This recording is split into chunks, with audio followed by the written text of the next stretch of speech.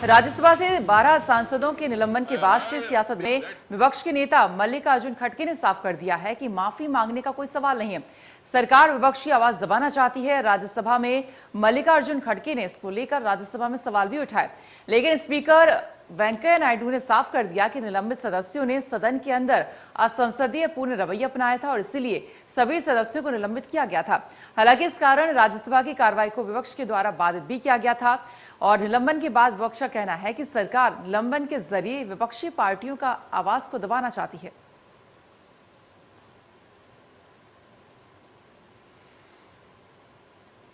अब हम आपको बताते हैं कि राज्यसभा से किन किन सांसदों को निलंबित किया गया है। सीपीएम के सांसद हैं करीम, कांग्रेस सांसद फूलोदेवी नेताम, कांग्रेस सांसद छाया वर्मा, कांग्रेस सांसद हैं रिपुन बोरा, सीपीआई के बिनोय विश्वम और कांग्रेस के राजमणि पटेल, साथ ही टीएमसी के डोला सेन, टीएमसी के ही शांता छेत्री और शिवसेना से प्रियंका चतुर्वेदी और अनिल देसाई और कांग्रेस से अखिलेश प्रसाद सिंह को पूरे शीतकालीन सत्र के लिए निलंबित कर दिया है।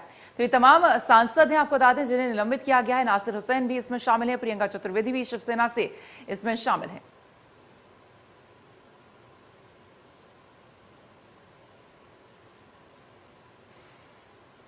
तो निलंबन पर जारी बहस के बीच राज्यसभा में सदन ने मंगलवार को कहा कि 12 विपक्षी सदस्यों के निलंबन के मुद्दे पर सरकार बातचीत के लिए तैयार है और इसे लेकर सभापति पर लगाए गए आरोप बेबुनियाद हैं। राज्यसभा में पीयूष गोयल ने कहा कि विपक्ष के नेता 12 विपक्षी सदस्यों के निलंबन को लेकर सभापति पर बेबुनियाद आरोप लगा रहे हैं। उन्होंने साफ किया कि सदस्यों के निलंबित करने का निर्णय पूरे सदन का है। सभापति ने अपने विशेष अधिकारों का प्रयोग करते हुए सदस्यों को निलंबित किया है। जिस प्रकार से हमारे विपक्ष के साथियों ने चेयर के ऊपर एक प्रकार से आरोप लगाने के रूल्स परमिट नहीं करते हैं, आपने कैसे 12 माननीय सदस्यों को सस्पेंड किया और जिस प्रकार से लीडर ऑफ द ऑपोजिशन ने सिर्फ चेयर की नहीं पूरे सदन की एक प्रकार से गरिमा को कम किया, क्योंकि निर्णय तो सदन का था कि 12 एमपीज को सस्पेंड करना चाहिए और ये निर्णय भी एक प्रकार से 20-21 दिन तक रोज की घटनाओं को देखते हुए ये निर्णय लिया गया। आज सुबह माननीय लीडर ऑफ द ऑपोजिशन ने कोई खेद नहीं प्रकट किया, कोई विपक्ष की तरफ से कोई बयान भी नहीं दिया कि वो इस बात से दुखी है व्यवहार सदन में हुआ।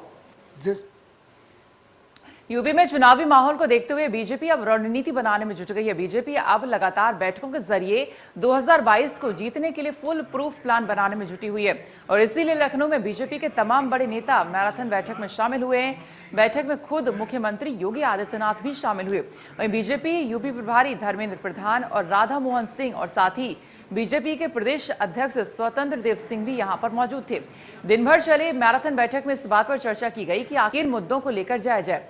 सीएम योगी ने बीजेपी के पदाधिकारियों के लिए साफ कर दिया है कि जनता के विकास के मुद्दे को लेकर जाएं और सरकार के द्वारा किए गए कामों को जनता तक पहुंचाएं और उन्हें बताएं।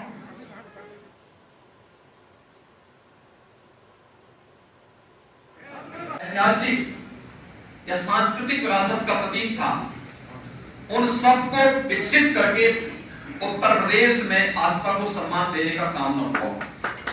नमामि गंगे परियोजना की सफलता, जिसको लेकर के उत्तर प्रदेश एकमात्र राज्य था जिसने गंगा यात्रा भी निकाली थी विगत वर्ष।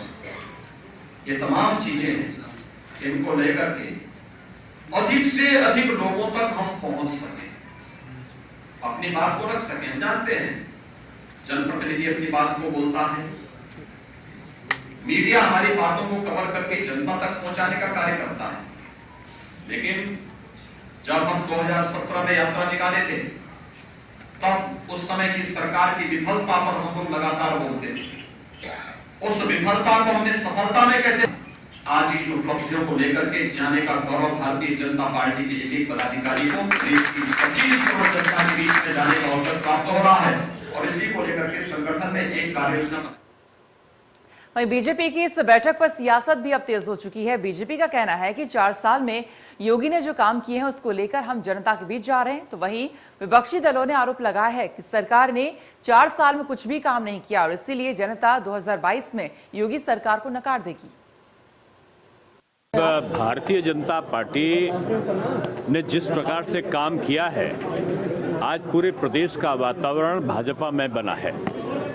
अपने किए गए कार्यों को जन जन तक पहुंचाने का एक महाअभियान हमारे निचले बूथ स्तर तक के कार्यकर्ता पहले से कर रहे हैं।